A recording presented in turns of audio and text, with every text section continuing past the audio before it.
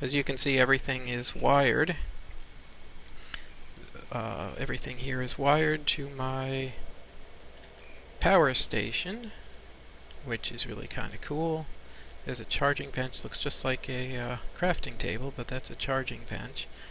My power station, actually I finally upgraded to an MFSU just yesterday. Originally I never got past a MFE, but really neat using these scaffolds.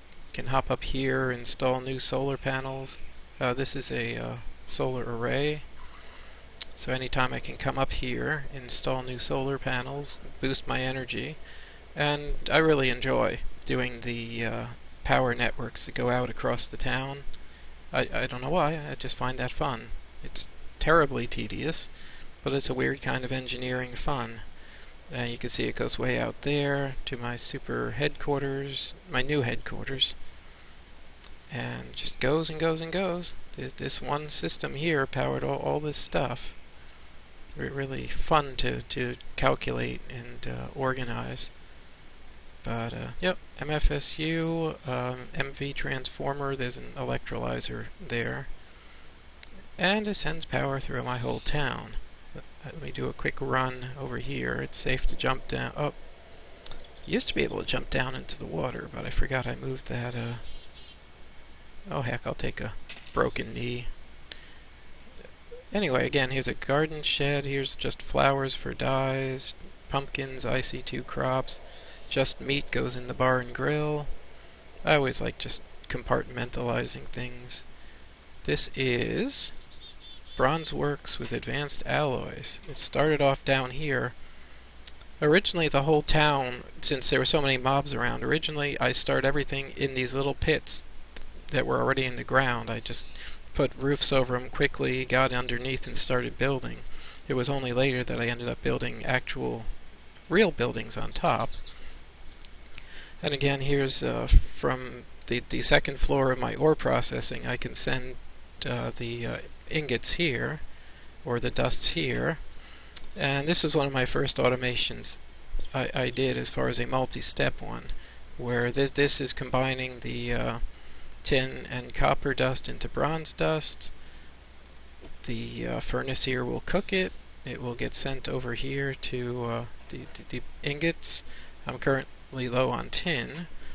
If I had enough tin, it would then make the mixed metal ingots, send them around over to here, and they'd get compressed in, well, not ice, they would get compressed into advanced alloy.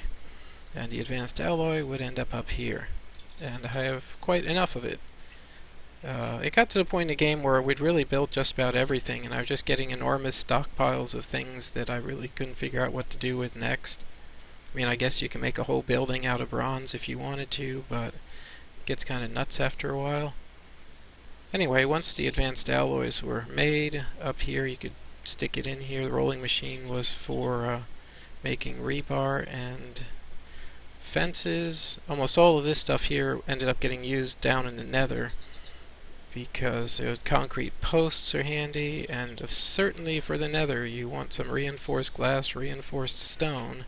So again, you can see I'd set up tons of, I'd bring advanced alloy up here from down below. There is some stone, there is some glass, so I could just turn them on, come back later, and it will just make as much material as it could possibly make out of what I put in the chest. So there's some reinforced glass and some reinforced stone, and I didn't have to come in here and click, click, click, click, click, click, click, click, click, click, click, click, click, click, click, drop, drop, drop. You just put it in the chest, automate the process. So that's my bronze lab. Down here is a funny one. This is Dr. V's Imaginary Ranch. And this is an old style piston-based melon squashing farm. And the melons fall into the water. The water pushes them into the, I guess, transponder, translocator. I don't remember what that one is called. So anyway, every now and then these pistons will squash the dirt down. The weird part of it is, as you can see, most of them don't make it into the water. I never could fix that. but enough of them made it into the water that they would come into this magic box and make. Sometimes I'd make steaks, pretty much because I didn't want to wrangle a ton of kill all these animals and stuff. I'd get like DNA samples, which I think I have samples of each here. Sometimes I'd make steaks. So basically, instead of killing and ranching all these animals, it would crush the melons, and the melons would get turned into steaks or whatever else. So when I say imaginary ranch, I'm getting meat without the animals. So it's pretty much my imaginary ranch. The next item down here is the new carbon lab with TNT.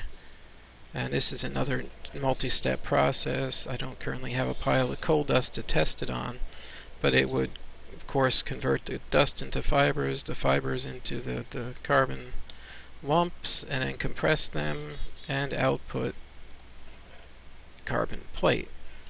Yeah, I might as well leave my ice here while I'm at it, whatever. So this was neat, and this was also a case where I had all of the machines, the engines running off of a single switch using the redstone wire. And here was my TNT factory. Make the gunpowder, make the TNT, and plenty of explosive stuff for a rainy day.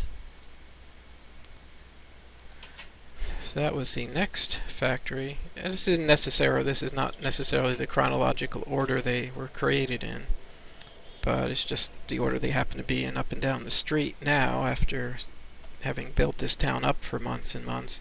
This is a simple brick factory. It simply cooks the clay balls, merges them together into brick, and again, like everything else, I have just so much of every material I can't think anything to do with it. The biofuel power station has been through a few revisions. Again, it started off in a little tiny cave hole in the ground back when they were monsters, and it ended up where I have teleport pipe to send various materials here. The trick with this is because you have to make the plant balls, you'd actually have to come over here by hand when you get a couple stacks of something, like sugar canes. I could come over here by hand and change this recipe. So now it will actually be making the plant balls out of sugar canes.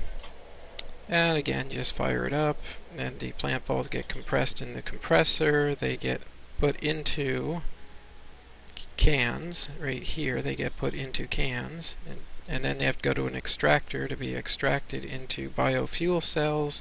They get put into the fuel cans. And you know what? I just never found that this biofuel system was at all. It's just too much work. Holy cow! It's just.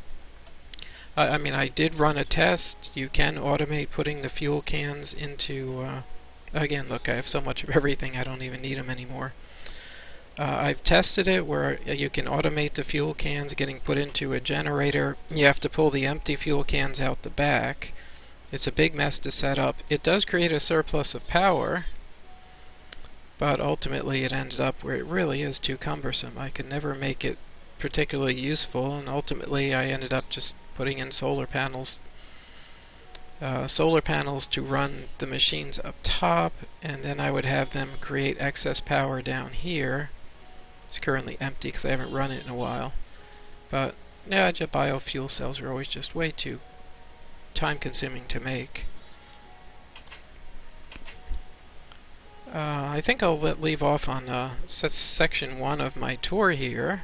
It's amazing how much stuff there is left to cover. I was a busy beaver in here. I'll be back shortly.